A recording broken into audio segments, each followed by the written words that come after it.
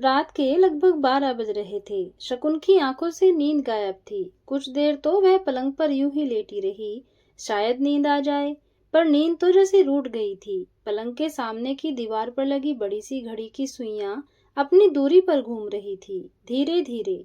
Side की दीवार पर लगी बड़ी सी पेंटिंग में लड़का फूलों का गुच्छा लिए अपनी प्रेयसी को निहार रहा था, और प्रेयसी रूठने वाले अंदाज में खड़ी थी, समंदर की लहरों को देखते हुए। कुछ देर शकुन उस पेंटिंग को देखती रही, लेकिन नींद ने तो कसम खा रखी थी कि वह आज नहीं आएगी। तो उठकर वह बालकनी में आ गई। सारा शहर रोशनी से जगमगा रहा था। वैसे भी कहा जाता है कि मुंबई रात को सोती नहीं है, मुंबई रात भर जागती है। शकुन ने सोचा कि चाय ही बनाकर पी लेती है, नींद तो आ नहीं रही है। बेटे बहू ने कमरे में ही गर्म पानी की केतली, दूध, शुगर, चाय पत्ती के छोटे छोटे पैकेट रखे थे, टेबल पर सजाकर। मग में डाला, चम्मच से मिलाने लगी। अब बेटे बहू को कौन समझाए कि गैस पर खोलती चाय अदरक इलायची के साथ कितनी स्वाद देती है। लेकिन महानगरों में इन सब चीजों से समय बचता है। एक बार बेटे ने समझाया था, माँ अब इन कामों के लिए समय नहीं है, समय कितना आगे चल रहा है। वह चुप रह गई थी। वह यह बोलना चाह रही थी कि बेटा, समय के साथ तूने मोम बोलना नहीं सीखा, बोलता तो माँ ही है। सुबह जब नींद खुली तो देखा बेटा गीत उसके कमरे की बालकनी में खड़ा है। शकुन ने देखा सुबह के 7 बजने वाले थे। आज नींद लेट खुली, शायद रात को नींद टूट जाने से। माँ क्या हुआ, तबीयत तो ठीक है तुम्हारी? गीत थोड़ा परेशान होकर बोला। हाँ बेटा, तबीयत तो ठीक है, रात में नींद टूट गई थी, इसलिए थोड़ी थकावट है, बाकी कुछ खास नहीं, शकुन बोली। चलो फिर आ जाओ फटाफट डाइनिंग रूम में, सुरभि ने चाय नाश्ता रेडी कर दिया है। ठीक है बेटा, कहकर शकुन वॉशरूम में घुस गई। चेहरे पर ठंडे पानी के छींटे पड़े तो चेहरा थोड़ा फ्रेश मालूम हुआ। फिर अच्छे से चेहरा धोकर वह डाइनिंग रूम में आ गई। सुरभि ने चाय और नाश्ता टेबल पर सजा रखा था, पोहे और सैंडविच। सुरभि ने शकुन को आते देखा तो तुरंत ही बोल उठी, मम्मा नाश्ता कर लीजिए। ना बेटा, अभी मैं सिर्फ चाय लूंगी, नाश्ते का मन नहीं है, शकुन बोली। क्यों, क्या हुआ? आपकी तबीयत तो ठीक है? सुरभि घबरा गई। हाँ बेटा, तबीयत ठीक है, तुम लोग नाश्ता करो, फिर तुम लोगों को ऑफिस भी जाना है, शकुन ने चाय का कप हाथ में लेते हुए कहा। बेटा सुरभि, आज लंच में क्या बनेगा? तुम कहो तो मैं कुछ बना लूं, शकुन ने जैसे गिड़गिड़ाने वाले स्वर में कहा। माँ, तुम क्यों परेशान हो रही हो? तुम आराम करो बस, गीत मुस्कुराता हुआ बोला। बेटे को मुस्कुराता देख शकुन खुश हो गई और बोली, बेटा मैं सारा दिन बोर हो जाती हूँ। अरे माँ, टीवी देखो, घूमने फिरने निकलो, मुंबई दोनों ऑफिस निकल जाते हैं। मेड भी आने वाली थी। शकुन ने सोचा मेड के आने पहले वह नहा धोकर फ्रेश हो ले। यह सोचकर वह वॉशरूम में घुस गई। तभी उसे लगा कि आईने में उसकी छवि के साथ एक छवि दूसरी भी है, राकेश की, उसके पति की। शकुन को लगा जैसे राकेश उसे बोल रहे हैं, शकुन क्या हुआ, क्यों इतनी टूटी बिखरी हो? मैं चला गया तो क्या, मेरी यादें हैं तुम्हारे पास, मैं हमेशा ही तुम्हारे साथ हूँ, तुम्हारे दिल में। लेकिन यादों के सहारे रहा तो जा सकता है, साथ जीने के लिए तुम्हारा साथ चाहिए था, और तुम बीच मझधार में छोड़कर चले गए। शकुन की आंखों से आंसू निकलकर गालों पर बह निकले। शकुन वॉशरूम से निकलकर बाहर आई तो थोड़ी फ्रेश महसूस कर रही थी। उसने सोचा किचन में जाकर एक कप बढ़िया सी चाय बनाकर पी ली जाए। यह सोचकर वह किचन में चली गई। चाय का पानी चढ़ाकर उसने अदरक इलायची कूटकर चाय में डाली और उबलने के लिए रख दी। इतने में डोरबेल बजी। शकुन समझ गई कि मेड होगी। दरवाजा खोलकर किचन में आ गई। शकुन की चाय लगभग खत्म हो रही थी कि मीना अपना कप लेकर ड्राइंग रूम में आ गई। आते ही उसने स्टार प्लस चैनल लगा दिया, फिर चैनल बदलने में लग गई। शकुन जानती थी कि वह अगर किचन के कामों में हाथ भी बताएगी तो भी मीना कुछ करने नहीं देगी। बेटा बहू ने साफ साफ समझा रखा था कि माँ को आराम करने दो, परेशान मत करो। वह परेशान हो उठी है इस आराम से। उसे हाथ पैरों में जकड़न सी महसूस होती है, वैसे ही जैसे अच्छी खासी मशीन को चलने के बजाय एकदम बंद कर दिया जाए। वह सोचती है कि लंच बनाने के बाद वह डाइनिंग टेबल सजा दे, लेकिन बहू को ये भी पसंद नहीं। एक बार उसने किया था, लेकिन बहू ने कहा, मोम, किसी भी बर्तन में खाना सर्व नहीं करना है, ना ही कोई भी डोंगे यूज करने हैं। बेटा तू ऑफिस से थक जाती होगी, शकुन समझाने की कोशिश करने लगी थी। नहीं, मैं नहीं थकती, मैं कर लूंगी, सुरभि बोली। कुछ भी काम नहीं है, उसके लिए अंदर ही अंदर वो उदास हो जाती है। शकुन ने सोचा पेपर पढ़ लेती हूँ, पर उसमें भी उसका मन नहीं लगा। फिर वह उठकर बालकनी में आ गई। समंदर चमकीला हो उठा था और धूप से चमचमा रहा था। शाम के सुरमई अंधेरे में भीड़ बढ़ने लगी थी। कई बार शकुन बेटे बहू के साथ मरीन ड्राइव टहलने गई थी। बाकी दोनों बहुत व्यस्त रहते हैं अपनी जॉब में। समंदर की लहरों के साथ उसके दिल की लहरें उठ रही थी। वो लगभग 1.5 साल पहले ही मुंबई आई थी।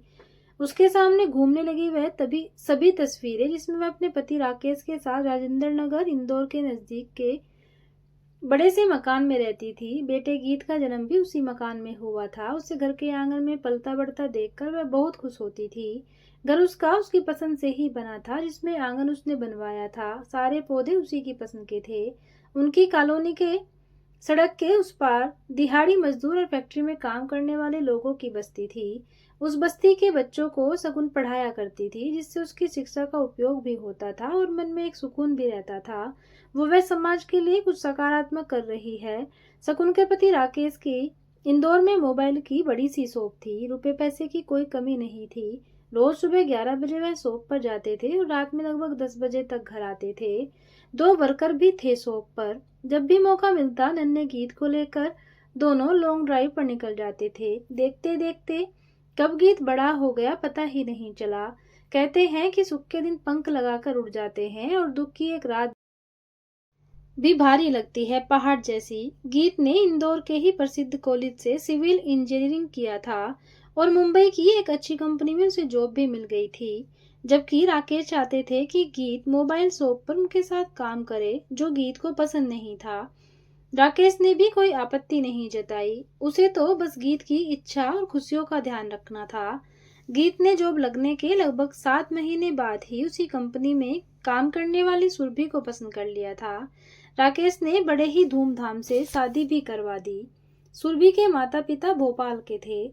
उनका खुद का कपड़ों का व्यापार था। गीत जैसा दामाद पाकर वो भी खुश थे।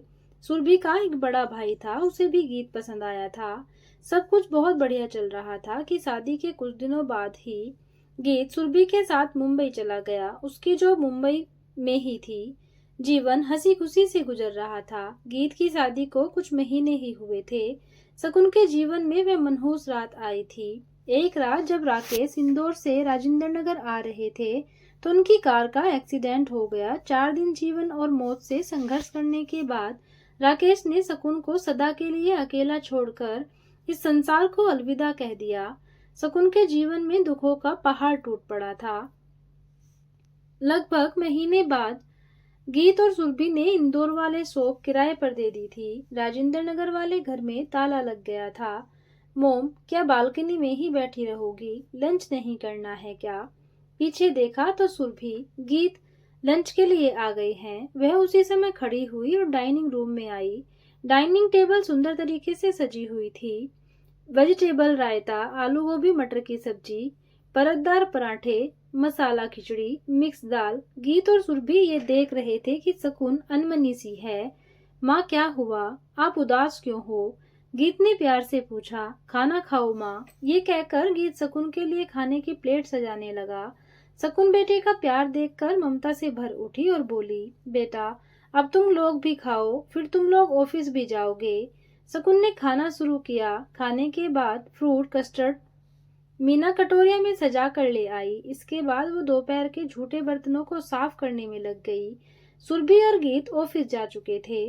शकुन जानती थी कि लगभग 5 बजे मेड भी डिनर की तैयारी करके चली जाएगी। शाम को सुरभि डिनर बनाएगी।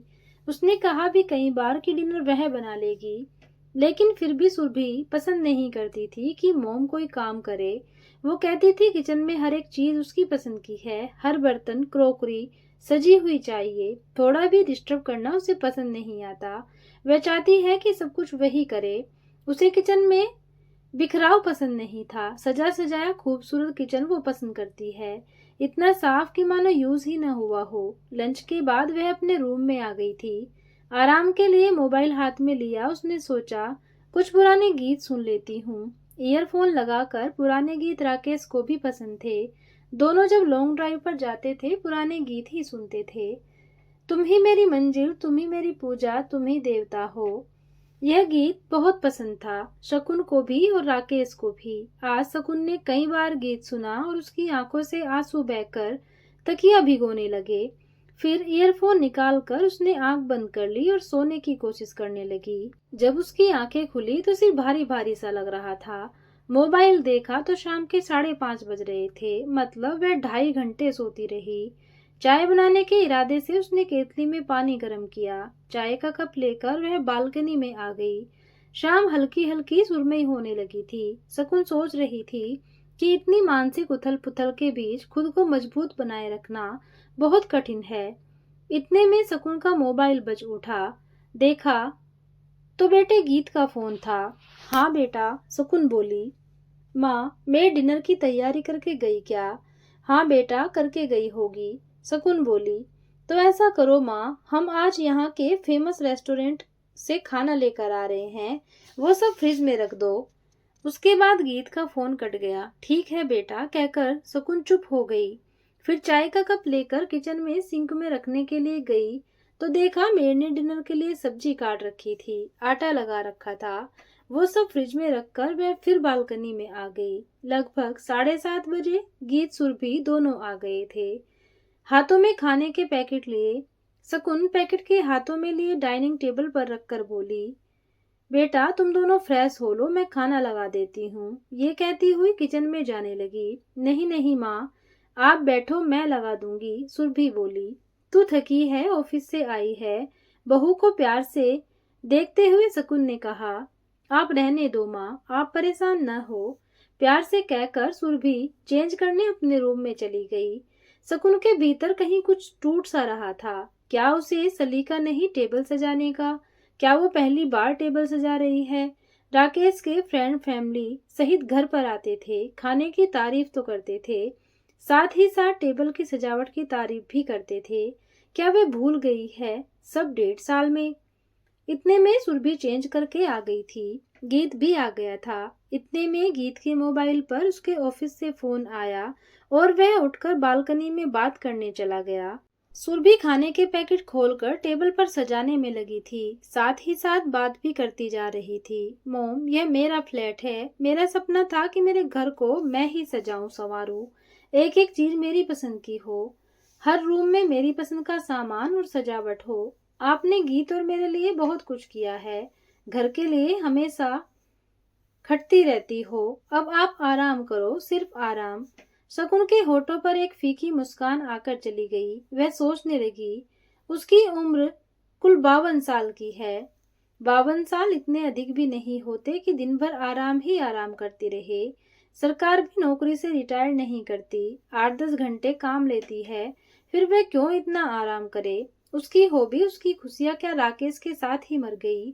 फिर इस उम्र में भी लोग अपनी हॉबी की शुरुआत भी करते हैं, वह खुद क्यों इतनी अपाहिज हो गई है, जीवित रहना छोड़ दिया। आओ माँ, गीत की आवाज कानों में पड़ी। गीत ने माँ के कंधे पर हाथ रखा। क्या हो जाता है माँ आपको? गीत परेशान था। खीर का डोंगा उठाते हुए गीत बोला, माँ मोबाइल की सोप निकाल दे। क्या करना है उसका? आपको तो यहीं रहना है, अकेले आपको वहां नहीं रहने देंगे, गीत बोला। हाँ मोम, आपको कोई तकलीफ है यहाँ? सुरभि बोली। हम दोनों आपका पूरा ध्यान रखते हैं, आपको कोई काम नहीं करने देंगे हम, सुरभि प्यार से बोली। बेटा मुझे यहाँ कोई तकलीफ नहीं है, तुमने मुझे बहुत प्यार से रखा है, लेकिन मुझे भी मेरा कोना चाहिए, मेरा घर, मेरी हॉबी जो राजेंद्र नगर में है, मैं आंगन वाले घर में है। शकुन ने प्यार से गीत को कहा। माँ, ये क्या कह रही हो तुम? गीत के चेहरे पर आश्चर्य था। हाँ बेटा, मैं भी एक्टिव रहना चाहती हूँ, मेरी उम्र इतनी भी ज्यादा नहीं कि मैं दिन भर आराम करती रहूं, घर का कोई काम भी ना करूं। बेटा मेरा राजेंद्र नगर के लिए टिकट रिजर्वेशन करवा दे, मैं वहीं रहूंगी और तुमसे मिलने भी आती जाती रहूंगी। तेरे पापा की भी यादें जुड़ी हैं उस घर से। मोबाइल शॉप के लिए किराएदार को नोटिस दे दो, 2 महीने बाद वो शॉप खाली कर दे। शॉप पुराने वर्कर के साथ में देखूंगी। शाम को बस्ती के बच्चे भी पढ़ने आएंगे। शकुन ने अपना निर्णय सुनाया। गीत माँ को जानता था, माँ अपने निर्णय पर हमेशा अड़िग रहती है। शकुन संतुष्ट थी, उसे उसका कोना मिल गया था। दोस्तों, ये थी एक प्यारी सी कहानी। आपको कैसी